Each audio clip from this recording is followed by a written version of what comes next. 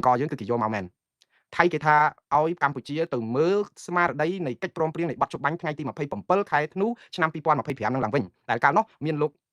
ទាសីហាដែលតំណាងឲ្យកម្ពុជាពីក្រសួងការពារជាតិខ្មែរចុះហត្ថលេខាជាមួយនឹងលោកណាត់តពងណាផានិចដែលជាកាលនោះអតីតរដ្ឋមន្ត្រីក្រសួងការពារជាតិថៃក្នុងក្របខ័ណ្ឌគណៈកម្មាធិការ GBC គឺចុះកិច្ចព្រមព្រៀងដែលមាន13ខហ្នឹងគឺចំណុចមួយនិយាយថាអ្នកណានៅណាអ្នកនឹងនៅនឹងនេះអានេះដែលថៃគេយកយើងមកសង្កត់យើងខ្ញុំបានប្រាប់ឲ្យខ្ញុំនិយាយតាំងពីដើមទីមកម្លេះតាំងពីការផ្សាយដំបូងមកម្លេះថាកម្ពុជាបើយកបាត់ជប់បាញ់នេះមកនិយាយហើយទៅចោទថៃថាឈ្លានពានទឹកដីកម្ពុជាគឺយើងធ្វើនយោបាយប្រជាពិធដ្ឋហើយហេតុអីបានជាខ្ញុំថាយើងធ្វើនយោបាយប្រជាពិធដ្ឋគឺយើងប្រាប់ប្រជាពលរដ្ឋខ្មែរមិនស្មោះត្រង់អំពីបញ្ហារបស់យើងប្រាប់អំពីចំណុចដែលឲ្យប្រជាពលរដ្ឋគិតថាថៃឈ្លានពានយើងគ្រប់ចំណុចយើងត្រូវទទួលស្គាល់ថាថៃឈ្លានពានយើងគ្រប់ចំណុចចឹងមែនហើយណាយើងត្រូវទទួលស្គាល់ថាអំពើរបស់ថៃដែលឈ្លានពានកម្ពុជាយក F16 មកទម្លាក់គ្រាប់បែកផ្សែងគ្រាប់បែកចង្កោមកំទេចស្ពានស្រុកខ្មែរកំទេចវត្តអារាមសាលារៀនមន្ទីរពេទ្យផ្លូវថ្នល់លាក់នឹងលាក់រហូតដល់តែយកចន្ទោះមកទម្លាក់គ្រាប់90គីឡូដីចូលដល់ក្នុងតំបន់ស្រីស្នំខេត្តសៀមរាបជ្រៅឆ្ងាយចូលដល់ក្នុងដែនអធិបតេយ្យកម្ពុជាសម្រាប់ប្រជាពលរដ្ឋស៊ីវិលស្លាប់ទាហានខ្មែរអស់កោជើងទាំងអស់នេះគឺសុទ្ធតែអំពើឈ្លានពានរបស់ថៃរំលោភបំពានទាំងធម្មនុញ្ញអង្គការសហជីវជាតិរំលោភទាំងធម្មនុញ្ញច្បាប់អន្តរជាតិនានានិងច្បាប់ធម្មនុញ្ញអាស៊ានផងរំលោភគ្រប់យ៉ាងនេះគឺជាអំពើឈ្លានពានរបស់ថៃដែលមិនអាចប្រកែកបានទេព្រោះអីថៃមិនអាចមករំលោភបំពានហើយមិនត្រឹមតែប៉ុណ្ណឹងគឺឈ្លានពានចូលក្នុងដែនអធិបតេយ្យកម្ពុជាហើយរំលោភយកដីខ្មែរច្រើនទីតាំងទៅទៀតយើងអត់ដឹងទីតាំងប្រមាណទេសប្តាហ៍នេះលោកអ៊ុំសំអានបានស្រង់ឯកសារមកថាឃើញដល់ទៅ76ទីតាំងហើយប៉ុន្តែរដ្ឋាភិបាលកម្ពុជាអត់ដែលប្រាប់ថាមានប្រមាណឲ្យប្រកាសទេដំបូងឡើយប្រាប់ថាមាន14ទីតាំងអាហ្នឹងកាលពីដើមខែមករាឆ្នាំ2026គឺបាញ់គ្នាឲ្យប្រាវក៏ប៉ុន្តែអ្វីដែលកម្ពុជាអត់ប្រាប់ប្រជាពលរដ្ឋខ្មែរឲ្យយល់ច្បាស់គឺយើងអត់ប្រាប់ពីចំណុចខ្សោយរបស់ខ្មែរដែលផ្លាត់ស្នៀតនៅក្នុងការចុះហត្ថលេខានៃបទជប់បាញ់ដើម្បីដោះដូរសន្តិភាពនិងបទជប់បាញ់ហើយយើងយកអាការជប់បាញ់ហ្នឹងថាជាជោគជ័យដ៏ធំធេងរបស់កម្ពុជាមួយយ៉ាងហោចណាស់ក៏ជប់បាញ់យ៉ាងហោចណាស់ក៏ជនភៀសសឹកជាង600,000នាក់បានវិលទៅវិញយ៉ាងហោចណាស់ក៏ប្រជាពលរដ្ឋអាចប្រកបរបរចិញ្ចឹមជីវិតតាមសមាជីវលែងកិច្ចគ្រាប់យ៉ាងហោចណាស់ក៏ទាហានខ្មែរជប់ស្លាប់យ៉ាងហោចណាស់ក៏ប្រជាពលរដ្ឋជនភៀសសឹកផ្សេងៗហ្នឹងជនស៊ីវិលហ្នឹងលែងត្រូវគ្រាប់ត្រូវអីស្លាប់យ៉ាងហោចណាស់ក៏អ្វីៗវិលទៅរកភាពប្រក្រតីលែងមានបញ្ហារឿងបាញ់គ្នានេះគឺជាអ្វីដែលរដ្ឋាភិបាលកម្ពុជាផ្សាយអំពីគុណូបការៈនិងជោគជ័យនៃការឲ្យមានជប់បាញ់ហើយសរសើរថ្នាក់ដឹកនាំកម្ពុជាដែលដឹកនាំដោយលោកហ៊ុនម៉ាណែតហ្នឹងថាពូកែមានភាពឆ្លៀសវៃឆ្លាតវៃនៅក្នុងការធ្វើយ៉ាងម៉េចឲ្យតាក់ទងសហគមន៍អន្តរជាតិតាក់ទងលោកត្រាំតាក់ទងប្រទេសម៉ាឡេស៊ីឬក៏ភាគីពាក់ព័ន្ធដើម្បីឲ្យមានបទជប់បាញ់ចង់បញ្ចប់គឺដើម្បីឲ្យមានសុខសន្តិភាពកុំឲ្យប្រជាពលរដ្ឋគ្នាកិច្ចគ្រាប់ទៀតបើយើងស្ដាប់ទៅគឺរដ្ឋាភិបាលកម្ពុជាមានគុណស្រ័យធំមែនហើយព្រោះយើងមើលជនភៀសសឹកក៏បានវិលទៅលំនៅឋានវិញចង់អស់ហើយហ្នឹង99%ហ្នឹងវិលទៅ100%វិលទៅ99%នៅសល់តែ2390នាក់ទេសប្តាហ៍នេះនៅសល់ប្រហែលជា20,000ជាងចឹងបានន័យថាទៅវិញជាង600,000នេះគឺជាគុណូបការៈធំណាស់របស់រដ្ឋាភិបាលមិនចឹងព្រោះប្រជាពលរដ្ឋវិលទៅជាង600,000នាក់ច្រើនណាស់បើទុកមានបាយមានទឹកឯណាឲ្យគាត់ហូបសាលារៀនមន្ទីរពេទ្យអីណាខ្លោចផ្សាយ៉ាងម៉េចទៅនេះគឺជាជោគជ័យទាហានយកមកធ្វើបន់ធ្វើទានអីបូជាសពអីទាហានពីការអីហ្នឹងយកមកសង្គ្រោះយកមកអីអញ្ចឹងទៅឧបត្ថម្ភអីលាក់នឹងបានដោះស្រាយបញ្ហាលែងមានឆ្លោះគ្នាអាជីវកម្មពាណិជ្ជកម្មអីនៅតែបិទតែព្រំដែនទេតែព្រំដែនទឹកព្រំដែនអាកាសអីនៅតែតាក់ទងទំនាក់ទំនងពាណិជ្ជកម្មនៅតែមានដឹកនាំអាចទៅជួបចាប់ដៃគ្នានៅក្នុងប្រជុំណាដែលមិនមែនជាប្រជុំផ្លូវការរវាងប្រទេសទាំងពីរតែប្រជុំពេលប្រជុំនៅវៀតណាមប្រជុំនៅចិនអីចឹងចេះតែឆ្លៀតជួបគ្នាជជែកគ្នាលេងក្រៅផ្លូវការវាមិនតាក់មុខយ៉ាក់ដាក់គ្នាអីពេកនេះគឺជាសមិទ្ធិស្នាដៃរបស់រដ្ឋាភិបាលច្រើនយ៉ាងណាស់ហើយប្រជាពលរដ្ឋក៏ចាប់ផ្ដើមលែងសូវខ្វល់រឿងរត់ខ្វាប់ផ្លោងទៀតដែរចឹងទៅវាធ្វើឲ្យស្ងប់រហូតដល់រៀបចំពិធីបុណ្យសង្ក្រាន្តឆ្នាំថ្មីចូលឆ្នាំខ្មែរអីរដ្ឋាភិបាលធ្វើយ៉ាងកថារហូតដល់ទៅរំលំថនអីនៅកន្លែងជនភៀសសឹកដែលគ្នាវេទនាស្រក់ទឹកភ្នែកដោយសារបាត់ដីបាត់ភូមិឋានអីហ្នឹងតែនៅតែធ្វើឲ្យសុបាយអីចឹងលាក់នឹងលាក់រឿងនេះម្ដងទៀតអត់មានប្រកែកបានទេថារដ្ឋាភិបាលកម្ពុជាពិតជាបានប្រឹងប្រែងដើម្បីឲ្យមានបទជប់បាញ់នឹងមែនហើយព្រោះយើងមិនមែនជាអ្នកដាក់លក្ខខណ្ឌឲ្យថៃទេណាបងប្អូនត្រូវចាំណាបទជប់បាញ់នេះគឺកម្ពុជាលើកទង់ជ័យសទេណាយើងចាំឲ្យច្បាស់ទាំងអស់គ្នាខ្ញុំមិនបន្ទោសថាចង់មិនបើលើកទង់ជ័យសហ្នឹងវាខុសអីបើយើងចាញ់គេយើងសុកចិត្តឲ្យស្លាប់ទៀតមែនខ្ញុំអត់មានបាននិយាយចឹងទេគឺយើងលើកទង់ជ័យសគោរពតាមលក្ខខណ្ឌរបស់ភាគីថៃដែលជាអ្នកឈ្លានពានយើងត្រូវទទួលស្គាល់ប្រវត្តិសាស្ត្រថាយើងលើកទង់ជ័យសអង្វរសុំគេដើម្បីឈប់បាញ់បើបាញ់ទៀតយើងនឹងអស់ដីច្រើនទៀតចឹងទប់ប៉ុណ្្នឹងសិនដើម្បីកុំឲ្យអស់ទៀតកុំឲ្យស្លាប់កម្លាំងយើងដើម្បីអីចឹងប៉ុន្តែមិនមែនមកលើកជាបុណ្យជាលៀបសក្ការៈថាយើងជាអ្នកស្រឡាញ់ស្អីសន្តិភាពយើងមេដឹកនាំយើងមានទស្សនវិជ្ជាធម៌អាហ្នឹងលើកមិនត្រូវទេមេដឹកនាំខ្មែរអត់ដែលស្រឡាញ់សន្តិភាពពីកាលទេងើបមួយបាយមួយយើងបំផ្លាញខ្មែរគ្នាឯងឡើងខ្ទេចខ្ទីអស់ពេញផ្ទៃប្រទេសរត់ខ្លោចផ្សារលែងនៅស្រុកបានហ្នឹងនៅតែក្រុមគាំទ្រគណៈបកប្រជាជនតាសូម្បីក្រុមគាំទ្រគណៈបកប្រជាជនសង្ឃចង់រកដីនៅអត់បានឆ្លោះគ្នាតាក់ទងនឹងបញ្ហាផ្សេងៗដែលកើតឡើងច្រើនពេកហ្នឹងផងអាហ្នឹងមិននិយាយទៅក្រុមប្រឆាំងទេដូច្នេះយើងអត់មានពាក្យថាសន្តិភាពសម្រាប់ខ្មែរគ្នាឯងនឹងពីកាលទេគឺយើងស្រឡាញ់តែការដែលច្បាំងគ្នាខ្មែរគ្នាឯងនឹងលុះខ្សែតាតែដោយសារតែយើងចាញ់ថៃយើងត្រូវទទួលស្គាល់ថាយើងចាញ់ថៃព្រោះថៃគេវាយស្លាប់ទាហានយើងច្រើនគេប្រើសពាវុធច្រើនគេមាន F16 គេមាន Gripen Fighter Jets គេមាន T50 គេមានស្អីទាំងអស់ដែលទម្លាក់គ្រាប់ស្រោចនៅលើសមរភូមិស្លាប់ទាហានយើងមាន drone មានអីយើងអត់មានអាសំណាញ់មេឃដោយការសន្យាក៏អត់ធ្វើបានអីឡាក់ដូច្នេះបើមិនបញ្ឈប់សង្គ្រាមនឹងត្រឹមប៉ុណ្ណឹងហើយព្រមចោះចាញ់ហើយព្រមធ្វើសម្បទានរឿងនេះមួយដែលខ្មែរយើងត្រូវបានគេលៀបណែគេបំបត្តិអត់ឲ្យដឹងខ្មែរធ្វើសម្បទានដោយសារយើងលើកទង់ជ័យសគឺយើងធ្វើសម្បទានឲ្យថៃព្រោះត្រូវចាំថាវាយគ្នាពីរលើកខ្មែរអត់បានវាយចូលដីថៃបានតែ1មីលីម៉ែត្រទេគឺយើងដកថយគ្រប់កន្លែងគឺថៃវាយចូលមកគ្រប់កន្លែងទាំងអស់យើងអត់បានទៅចូលតាមយើងការពារតែកន្លែងដែលនៅកងគ្នានឹងយើងការពារអត់បានក្នុងប្រាសាទតាក្របីប្រាសាទខ្នាប្រាសាទតាមន់តូចប្រាសាទតាមន់ធំគឺយើងធ្លាប់មានសិទ្ធិស្វ័យសម្រេចភ្នំទ្រាប់តំបន់ច្រកអានសេះតំបន់កន្លែងដែលយើងធ្លាប់នៅកាន់កាប់ អីទាំងអស់ហ្នឹងគឺយើងអត់អាចការពារបានទេគឺយើងប្រឡែងឲ្យគេទៅព្រោះអីយើងចុះចាញ់នេះគឺជាសារប្រវត្តិសាស្ត្របញ្ជាក់ថាយើងព្រមចាញ់វាមិនមែនជាការខុសឆ្គងទេនៅពេលដែលគេវាយយើងទុនខ្លួនហើយបើយើងព្រមចាញ់យើងនឹងស្លាប់កូនចៅយើងបងប្អូនយើងអស់ទ្រព្យសម្បត្តិកាន់តែច្រើនទៀតមិនអញ្ចឹងឈប់ត្រឹមប៉ុណ្ណឹងនៅពេលដែលយើងលើកទង់ជ័យសយើងមិនអាចប្រកួតជាមួយថៃបានគឺនៅពេលនោះឯងដែលខ្មែរធ្វើសម្បទានបងប្អូនហើយខ្ញុំថាសម្បទាននេះគឺជាសម្បទាននៅក្នុងប្រវត្តិសាស្ត្រដ៏ជូរចត់ដែលខ្មែរយើងព្រមឲ្យគេនៅណានៅហ្នឹងបងប្អូនពាក្យថាព្រមនៅណានៅហ្នឹងគឺយើងធ្វើសម្បទានឲ្យដីយើងហ្នឹងដែលថៃដណ្ដើមបានហ្នឹងស្ថិតក្រោមការគ្រប់គ្រងរបស់ថៃកម្ពុជាសង្ឃឹមថាពេលដែលចុះកិច្ចព្រមព្រៀងនេះអ្នកណានៅណានៅហ្នឹងនេះច្បាស់ណាស់បើនាំគ្នាវាស់វែងទៅខ្មែរអាចបានមកវិញខ្លះបងប្អូនអាចបានមកវិញខ្លះណាមិនមែនបានមកទាំងអស់ទេនេះជាក្តីសង្ឃឹមរបស់មេដឹកនាំខ្មែរហើយមិនមែនមួងណារៀនអ្នកនិយាយទេព្រោះលោកប្រាក់សុខុនដែលជារដ្ឋមន្ត្រីក្រសួងការបរទេសកម្ពុជាក៏លោកបានលើកច្បាស់ហើយថាសូម្បីតែឲ្យវាស់វែងបានអ្នកឯងមិនយកទៅភូមិឯងភូមិខ្ញុំបានខ្ញុំយើងសុខចិត្តចលៀសប្រជាពលរដ្ឋចេញពីតំបន់ហ្នឹងដើម្បីឲ្យបើសិនជាវាស់បានថៃអីតែគេនៅតែមិនព្រមនឹងសូម្បីតែខ្លះផងកុំនិយាយដល់យកមកវិញទាំងអស់អាហ្នឹងការសង្ឃឹមរបស់ខ្មែរប៉ុន្តែយើងធ្វើសម្បទាននេះគឺជាសម្បទានមួយដ៏គ្រោះថ្នាក់បំផុតនៅក្នុងប្រវត្តិសាស្ត្រនៃការការពារទឹកដីព្រោះនៅពេលដែលយើងចុះហត្ថលេខានៃបទឈប់បាញ់យើងអត់ដាក់លក្ខខណ្ឌថៃច្រើនទេ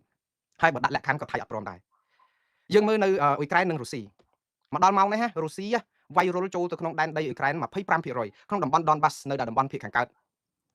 ដែលបូព៌ារបស់មកជួជំនាដូចមាត់ចំោះដូចថាបើយើងប្រៀបធៀបអ៊ុយក្រែននិងរុស្ស៊ីគឺវាដូចនឹង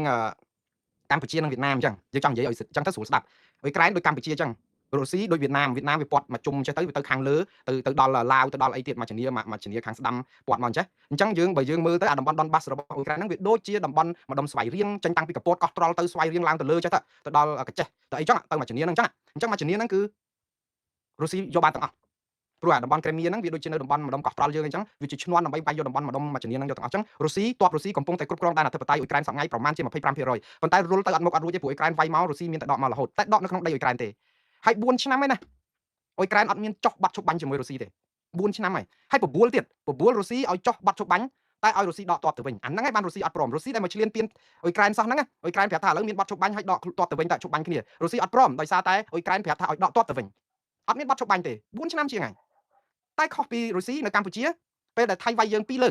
លើកចុងក្រោយនេះគឺថៃវាយបានយកតំបន់នៅតាមព្រំដែនហ្នឹងប្រាសាទខ្មែរវាយយកទាំងអស់ប្រាសាទខ្នាប្រាសាទតំបន់ធំតំបន់តូចប្រាសាទតាកបីគឺតំបន់ជុំព្រំដែនហ្នឹងឥឡូវដល់អូស្មាច់ដល់ភ្នំទ្រាប់មុំបីនិងតំបន់ស្អីដែលតាក់ទងនឹងច្រកអានសេះអីហ្នឹងគឺថៃវាយបានយកទាំងអស់ហើយស្រាប់តែកម្ពុជាដោយសារមិនអាចតដៃជាមួយថៃបានគឺយើងចុះហត្ថលេខាព្រមព្រៀងគ្នាអ្នកណានៅណានៅហ្នឹងនេះនៅពេលដែលយើងចាប់ផ្ដើមលោកទាសីហាចុះហត្ថលេខាអ្នកណានៅណានៅហ្នឹងបានន័យថាម៉េចមាត្រា1គឺប្រការ1ចែងថាបើកម្ពុជាវាយបានចូលដល់ដីថៃកន្លែងណាក៏កម្ពុជាត្រូវនៅកន្លែងហ្នឹងដែរបើថៃវាយចូលដល់ខ្មែរប្រវាយបានគឺថៃត្រូវគ្រប់គ្រងនៅកន្លែងហ្នឹងកុំរុលមកលើហ្នឹងហើយកុំបង្កើនទ័ពហើយកុំបង្កស្ថានភាពទាំងឡាយណាដែលនាំឲ្យមានកម្ដៅនៅព្រំដែននិយាយទៅកុំបង្កើនទ័ពចល័តទ័ពអីថែមនៅក្នុងកិច្ចព្រមព្រៀងនេះយើងឃើញមានចឹងមែនតែចំណុចមួយហ្នឹងគឺបានន័យថាអ្នកណានៅណាអ្នកណានៅហ្នឹងបានន័យថាអ្នកនៅហ្នឹងគឺគ្រប់គ្រងដែនអធិបតេយ្យហ្នឹងបានអញ្ចឹងថៃគេគិតថាកន្លែងហ្នឹងគឺជាតំបន់វាយបានគឺកម្ពុជាព្រមឲ្យដីហ្នឹងទៅគេនៅក្នុងកិច្ចព្រមព្រៀងហ្នឹងគឺវាចែងអញ្ចឹងកម្ពុជានិយាយថាណាថាកម្ពុជាកាត់ដីឲ្យថៃគឺណែឯងជាជនក្បត់ជាតិវាគ្រាន់តែជាភាសាធ្វើបាបគ្នាផ្លូវចិត្តគ្នាប៉ុន្តែនៅក្នុងហ្នឹងគឺមានន័យស្មើនឹងលោកទាសីហាកាត់ដីតំបន់ហ្នឹងព្រមឲ្យថៃនៅគ្រប់គ្រងដីខ្មែរចុះបើសិនជាដីហ្នឹងជាដីខ្មែរហេតុអីបានយើងចូលទៅអត់បានហេតុអីបានជាប្រជាពលរដ្ឋប្រមាណ10000គ្រួសារណា3000 4000ផ្ទះដបូលបៃតងហើយឥឡូវនៅសល់20000អ្នកទៀតហេតុអីបានចូលទៅតំបន់ព្រៃច័ន្ទអត់បានជោគជ័យអត់បានបឹងតគួនអត់បានថ្មដាអត់បានអូស្មាច់អត់បានហេតុអីបានពួកគាត់ចូលទៅតំបន់ហ្នឹងអត់បានដីគាត់ផ្ទះគាត់សោះអាហ្នឹងគឺដោយសារយើងកាត់ឲ្យគេនៅណានៅហ្នឹងហើយអញ្ចឹងគេគ្រប់គ្រងបាត់ឈប់បាញ់នៅក្នុងប្រការមួយហ្នឹងគឺគេជាប់នៅហ្នឹងអញ្ចឹងបានថាយើងចោះអាបាត់ឈប់បាញ់ហ្នឹងគឺយើងអត់កំណត់លក្ខខណ្ឌថៃហើយបើសិនជាកំណត់លក្ខខណ្ឌថៃបងប្អូនដូចតែរុស្ស៊ីអញ្ចឹងហើយនៅអ៊ុយក្រែនអញ្ចឹងអត់មានចុះបាត់ឈប់បាញ់បានទេនៅវាយគ្នាប៉ុន្តែចំពោះខ្ញុំខ្ញុំនិយាយស្មោះត្រង់ខ្ញុំចង់ឲ្យមានសន្តិភាពចង់ឲ្យមានឈប់បាញ់ណាក៏ប៉ុន្តែអត់ចង់ឲ្យថៃមានព្រៀបអញ្ចឹងទេព្រោះថៃដូចជាមានព្រៀបលើខ្មែរខ្លាំងពេកខ្មែរមិនដែលខ្សោយអញ្ចឹងទេយើងឲ្យគេមានព្រៀបហួសហេតុពេកយើងអត់ដាក់លក្ខខណ្ឌគេអីបន្តិចសោះព្រោះនៅក្នុងអាបាត់ឈប់បាញ់យើងហ្នឹងគឺឲ្យអ្នកណានៅណានៅហ្នឹងតែយើងចងខ2ប្រការ2ដែលរដ្ឋាភិបាលកម្ពុជារាល់ថ្ងៃយកអាហ្នឹងមកអួតប្រាប់ថាណែអត់មានបានទេណាយើងត្រូវតែមើលប្រការ2ប្រការ1អ្នកណានៅណានៅហ្នឹងមែនតែត្រូវមើលប្រការ2ប្រការ2និយាយមិនបងប្អូនប្រការ2និយាយថាអ្នកណានៅណានៅហ្នឹងមែនហើយក៏ប៉ុន្តែភាគីកម្ពុជានិងថៃត្រូវតែព្រមព្រៀងគ្នាតាមយន្តការ JBC គឺយន្តការវាស់វែងព្រំខណ្ឌសីមាហ្នឹងតាមទឹកដីជាក់ស្ដែងចង់និយាយថាជាក់ស្ដែងហ្នឹងឲ្យឃើញថាបើដីហ្នឹងទោះបីថៃកំពុងគ្រប់គ្រងក៏ដោយបើបានជាដីរបស់ខ្មែរត្រូវឲ្យខ្មែរវិញណាអាហ្នឹងនៅក្នុងបទជប់បាញ់ហ្នឹងគឺវាចែកអញ្ចឹងដែរកម្ពុជាកំពុងច្បាស់រឿងប្រការ2ហ្នឹងគឺច្បាស់ជាមួយនឹងថៃថានឹងឈ្នះថៃហើយព្រោះតែថៃចូលក្នុងសង JBC ហ្នឹងអាប្រការ2ហ្នឹងព្រមវាស់ព្រំដែនព្រំសីមាជាមួយគ្នាគឺច្បាស់ណាស់ថៃត្រូវតែខ្ចាក់ដីហ្នឹងមកវិញព្រោះអីខ្មែរប្រើផែនទីខ្នាតលើ1-200,000ហើយអាផែនទីខ្នាតលើ1-200,000ជាផែនទីឧបសម្ព័ន្ធដែលមាននៅក្នុងសន្ធិសញ្ញាបារាំងសៀមឆ្នាំ1904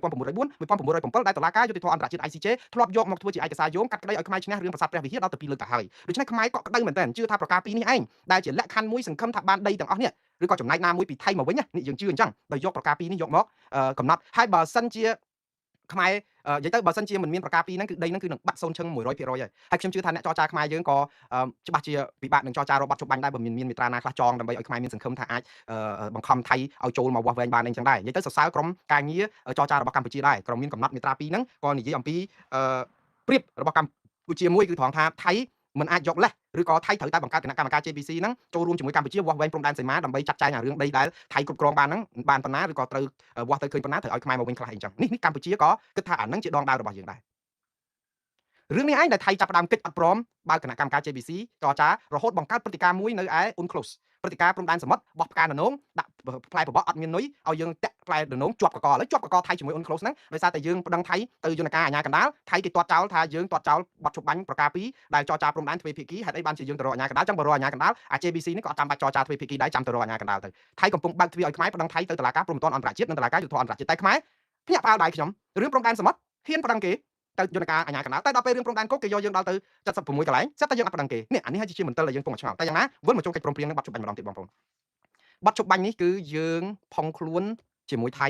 ជ្រៅមែនតើជ្រៅរហូតដល់តែគិតថាថៃគឺគេនឹងយកវាធ្វើជាភ័ស្តុតាងសង្កត់កខ្មែរដល់ទីបញ្ចប់រឿងបទជបាញ់នេះឯងបងប្អូនណារឿងបទជបាញ់នេះឯងដែលសហគមន៍អន្តរជាតិអត់ថ្កោលទោសថៃសូម្បីតែម្នាក់ជាផ្នែកមួយដែរយើងនិយាយពីរបៀបដឹកនាំរដ្ឋមួយផ្នែកហើយដែលយើងធ្វើចរិតយើងឲ្យគេអត់គ្រប់គ្រងយើងពួកគេដឹងថាយើងរបៀបផ្ដាច់ការគឺគេដឹងថាយើងរំលោភច្បាប់សូម្បីប្រជាពលរដ្ឋខ្លួនឯងក៏យើងចាប់ដាក់គុកធ្វើឲ្យខ្លោចផ្សារដែរហើយយើងបញ្ចេញខ្សែអត់វីដេអូអ្នកស្រីបឋមឋានធ្វើឲ្យខូចការទូតខូចស្អីដែលគេឃើញចរិតមេដឹកនាំយើងអញ្ចឹងយើងអន់ចរិតទាំងអស់អញ្ចឹងអានឹងជាផ្នែកធំមួយដែលសហគមន៍អន្តរជាតិអត់ថ្កោលទោសថៃទេគឺគេគិតថាខ្មែរខូចអានឹងបើតាមអ្វីដែលយើងឃើញពីការសង្កេតមកហ្នឹងគឺដោយសារតែប៉ុណ្្នឹងហើយមើលអត់ដឹងថៃឆ្លៀនពៀនដល់តែពេលគេអត់ថាថៃឆ្លៀនពៀនគឺដោយសារតែគេអាចផ្សំនឹងអ្វីដែលជាការសង្កេតនៃចរិតអេរយាមីយិតរបស់យើងកន្លងមក30-40ឆ្នាំអញ្ចឹងដែរហើយនឹងចុងក្រោយនឹងការបញ្ចេញខ្សែអត់សម្លេងអ្នកស្រីបឋមឋានរហូតតតែនាយករដ្ឋមន្ត្រីនេះបាត់ពីតំណែងដោយសារតែរឿងខ្សែអត់សម្លេងនឹងទៀតយើងមើលយើងជាប្រទេសមួយយើងទៅបញ្ចេញខ្សែអត់សម្លេងឲ្យនាយករដ្ឋមន្ត្រីមួយបាត់ពីប្រទេសហើយមានចំនួនព្រំដែនវាយគ្នាផ្អើលពេញព្រំដែនអញ្ចឹងសហគមន៍អន្តរជាតិគេគិតថាវាមិនដែលភ្លើងអត់មានផ្សែងទេផ្សែងអត់ភ្លើងទេភ្លើងហ្នឹងគឺមកពីប្រកាសរឿងអ្នកស្រីបឋមឋានអីចឹងហើយឥឡូវវាយគ្នាហ្នឹងប្រហែលជាថៃវាយដោយសារសងសឹករឿងអីចឹងដូច្នេះធ្វើឲ្យមន្ទិលដល់ពេលអភិមតិសង្ស័យធ្វើឲ្យសហគមន៍អន្តរជាតិគេចំណេញនឹងប្រវត្តិយើងផងគឺគេអត់កាន់ជើងយើងសោះគេអត់ថ្កោលទោសថៃមួយសោះតែអានេះប្រហែលជាដោយសារតែបទជប់បាញ់នេះដែលធ្វើឲ្យសហគមន៍អន្តរជាតិកាន់តែច្បាស់ក្នុងចិត្តថា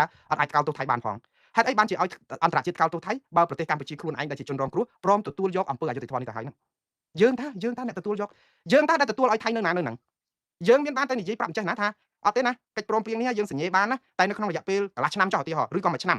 សាក់លបងយើងជប់បាញ់កន្លះឆ្នាំឬក៏មួយឆ្នាំដើម្បីយើងរៀបចំបញ្ហាផ្សេងហើយចប់ពេលកំណត់ពេលណាស្ងប់អស់ហើយគឺទាហានថៃត្រូវដកទៅដល់ចំណុចដើមវិញគឺដកឲ្យអស់ទៅដល់ចំណុចដើមតាំងពីមុនថ្ងៃទី28ខែឧសភាឆ្នាំ2025ដែលបាញ់លោកសួនរ៉ោនស្លាប់នៅតំបន់មុំបីមុនហ្នឹងស្ថានភាពគឺបានន័យថាថៃនៅខាងថៃខ្មែរនៅកាន់ទឹកដីខ្មែរអត់មានបានថៃចូលមកប៉ះម្ដុំដីតំបន់ខ្មែរណាទេនៅក្នុងកិច្ចព្រមព្រៀងនៃបទជប់បាញ់យើងអត់និយាយចឹងយើងអត់មានកំណត់លក្ខខណ្ឌឲ្យថៃថាណាឥឡូវហ្នឹងខ្ញុំព្រមដើម្បីសុខដើម្បីកុំឲ្យទាហានថៃស្លាប់កុំឲ្យប្រជាពលរដ្ឋថៃស្លាប់កុំឲ្យទាហានខ្មែរស្លាប់កុំឲ្យប្រជាពលរដ្ឋខ្មែរស្លាប់ដើម្បីឲ្យយើងត្រូវគ្នាផ្អាកការជប់បាញ់ហ្នឹងមួយរយៈក៏ប៉ុន្តែនៅពេលដែលយើងត្រូវគ្នាដោះស្រាយរួចហើយគឺអ្នកណានៅណាអ្នកហ្នឹងនៅហ្នឹងគឺអ្នកណានៅណានៅហ្នឹងទៅដូចមុនថ្ងៃទី28ខែឧសភាយើងអត់មាននិយាយចឹងផងហ្នឹងកម្ពុជាអត់មាននិយាយចឹងទេអត់ទៅសួរលោកទាសីហាអត់មានទៅកំណត់លក្ខខណ្ឌគេអញ្ចឹងសោះព្រោះបើយើងនិយាយទៅបន្ទោសលោកទាសីហាក៏បានដែរគេវាយយើងបិចមាត់បាក់ថ្មិញអស់ទៅហើយដេរាប់ធ្នេហើយសំពះគេកុំឲ្យវាយចាក់ថែមទៀតតើយើងមានឯណាទៅមានសិទ្ធិដាក់លក្ខខណ្ឌគេដើម្បីឲ្យគេជួយចេញលុយថ្លៃព្យាបាលអាមាត់ថ្មិញយើងឬក៏ឲ្យសុំទោសយើងនឹងវាអត់មានទេគឺមានតែសំពះអង្វរគេសុំឲ្យកុំទាត់កុំថែមអីទៀតប៉ុណ្ណឹងបានខ្ញុំឈឺប៉ុណ្ណឹងក្រមខ្លួនខ្ញុំសុខចិត្តទទួលចោះយើងទៅអញ្ចឹងណាយើងទៅអញ្ចឹងនៅពេលដែលយើងទៅអញ្ចឹងគឺយើងវាស្ថានភាពហ្នឹងគឺការចរចាបាត់ជប់បាញ់ហ្នឹងគឺយើងអត់មានប្រៀបលើថៃសុំបីតែបន្តិចគឺយើងចរចាក្នុងនាមជាអ្នកចាញ់